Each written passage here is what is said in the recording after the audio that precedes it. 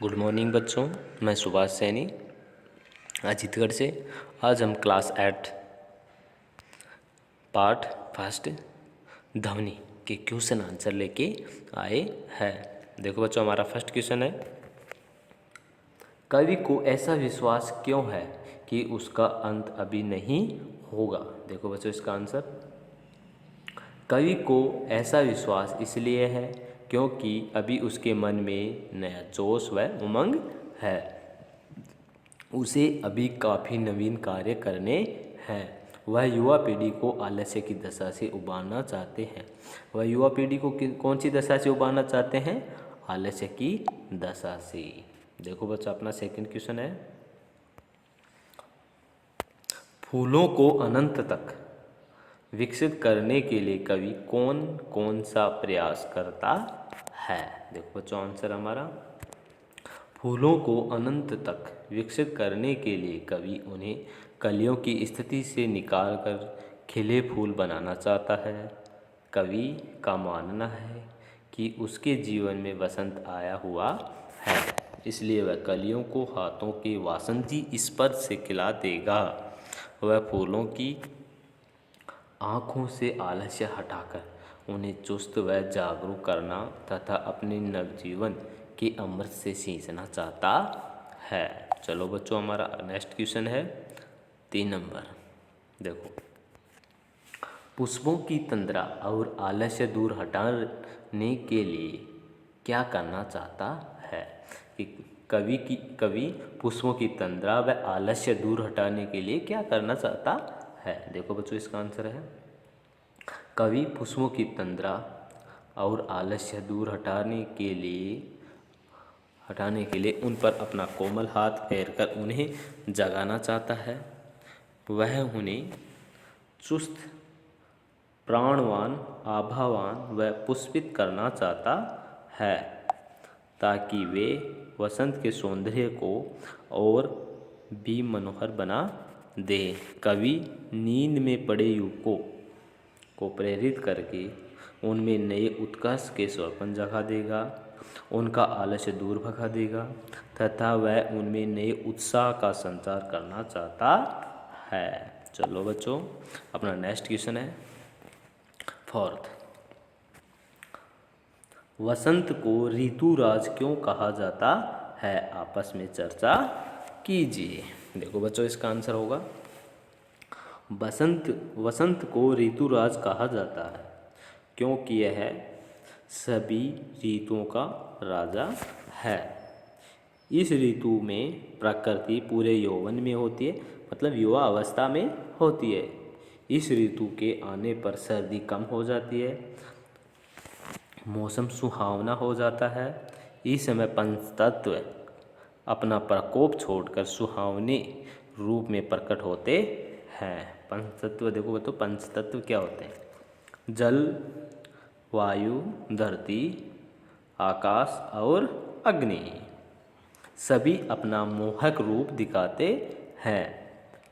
पेड़ों में नए पत्ते आने लगते हैं, आम बोरों से लद जाते हैं और खेत सरसों के फूलों से भरे पीले दिखाई देते हैं। सरसों के पीले फूल ऋतुराज के आगमन की घोषणा करते हैं। खेतों में फूली हुई सरसों पवन के झोंकों की हिलती ऐसी दिखाई देती है मानो सामने सोने का सागर लहरा रहा हो।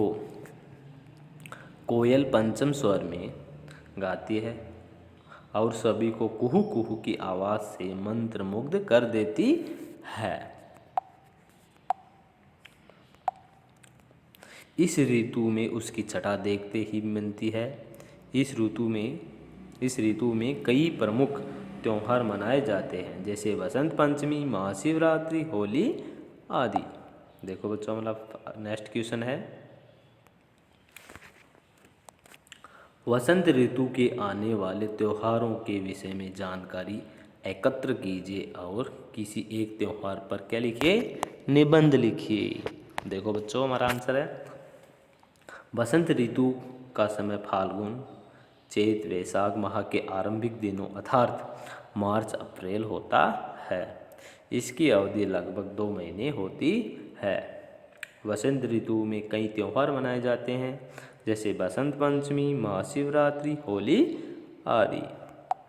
चलो बच्चों, हमारा निबंध है होली पे। देखो, होली। हमारा देश भारत विश्व का अकेला एवं ऐसा अनूठा देश है जहाँ पूरे साल में कोई न कोई त्यौहार मनाया जाता है। रंगों का त्यौहार होली हिंदुओं का प्रसिद्ध त्यौहार है जो फाल्गुन मास की पूर्णिमा को मनाया जाता है।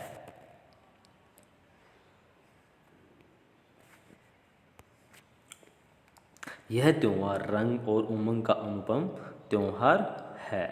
जब वसंत अपने पूरे यौवन पर होता है, सर्दी को विदा देने और ग्रीष्म का स्वागत करने के लिए इसे मनाया जाता है। संस्कृत साहित्य में इस त्यौहार को मदनोत्सव के नाम से भी पुकारा जाता है। होली के संबंध में एक पौराणिक कथा प्रचलित है कि भगवान विष्णु के परम भक्त प्रहलाद को अग्नि में जलाने के प्रयास में उसकी बुआ होलिका अग्नि में जलकर स्वाहा हो गई थी। इसी घटना को याद कर प्रतिवर्ष होलिका दहन किया जाता है। पूरे दिन भाग खेला जाता है। इस दिन छोटे बड़े, अमीर गरीब आदि का भेदभाव मिट जाता है। सब एक दूसरे पर रंग फेंकते हैं, गुलाल लगाते हैं और गले मिलते हैं। चारों ओर आनंद, मस्ती और उल्लास बंध जाता है। ढोल पर थिरकते, मंजीरों की ताल पर झूमते, नाचते गाते लोग आपसी भेदभाव भूलकर अपने शत्रु को गला लगा देते हैं। परंतु कुछ लोग अशोभनीय व्यवहार कर इस त्योहार की पवित्रता को नष्ट कर देते हैं, जो कि उचित नहीं है, जो कि क्या है, अनुचित है। चलो बच्चों, हमारा कर्तव्य है कि हम होली का त्यौहार उसके आदर्शों के अनुरूप मनाएं तथा आपसी वैमनस्य, वैरभाव, घृणा आदि को जलाकर एक दूसरे पर गुलाल लगाकर आपस में प्रेम, एकता और सद्भाव बढ़ाने का प्रयास करें। होली के अवसर पर आओ, एक दूसरे पर गुलाल लगाओ, अपने सब भेदभाव भुलाकर प्रेम और सद्भाव बढ़ाएं। थैंक यू बच्चों। अपना अगला क्वेश्चन है भाषा की बात। देखो बच्चों, हरे हरे पुष्प पुष्प में एक शब्द की एक ही अर्थ में पुनरावृत्ति हुई है, मतलब पुनरावृत्ति दोबारा प्रयोग हुआ है। कविता के हरे हरे ये पात वाक्यांश में हरे हरे शब्द युग्म पदों के लिए विशेषण के रूप में प्रयुक्त हुए हैं। यह पात शब्द बहुवचन में प्रयुक्त हुआ है। ऐसा प्रयोग भी होता है जब कर्ता या विशेष्य एक वचन में हो और कर्म या क्रिया या विशेषण बहुवचन में हो। जैसे वह लंबी चौड़ी बातें करने लगा, वह लंबी चौड़ी बातें करने लगा। देखो बच्चों, कविता में एक ही शब्द का एक से अधिक अर्थों में प्रयोग होता है। 3 बेर खाती थी वे 3 बेर खाती थी, जो 3 बेर खाती थी वो 3 बेर खाने लगी। देखो बच्चों, एक शब्द बेर का 2 अर्थों में प्रयोग करने से वाक्य में चमत्कार आ गया है। इसे यमक अलंकार कहा जाता है।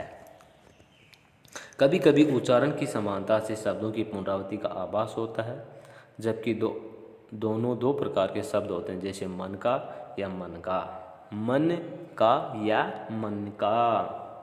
देखो बच्चों, ऐसे वाक्यों को एकत्रित कीजिए जिनमें एक ही शब्द की पुनरावृत्ति हो। ऐसे वाक्यों को ध्यान से देखिए और निम्नलिखित पुनरावृत्ति शब्दों का प्रयोग कीजिए। जैसे बच्चों, बातों बातों में रह रहकर लाल लाल सुबह सुबह रातों रात, घड़ी घड़ी। देखो बच्चों, हमारा वाक्य में प्रयोग होगा, बातों बातों में, मतलब बातों बातों में कब घर आ गया पता ही नहीं चला। जैसे रह रहकर से, कल रात से रह रहकर बारिश हो रही है। जैसे लाल लाल से, देखो बच्चों, लाल लाल आँखों से पिताजी अमर को घूर रहे थे। सुबह सुबह से, देखो बच्चों इसका वाक्य में प्रयोग, दादी जी सुबह सुबह ही पूजा करके मंदिर निकल जाती है। दादी जी सुबह सुबह ही पूजा करने मंदिर निकल जाती है। रातों रात, देखो, ईश्वर की कृपा से रामन रातों रात अमीर हो गया। ईश्वर की कृपा से रामन रातों रात ही क्या हो गया, अमीर हो गया।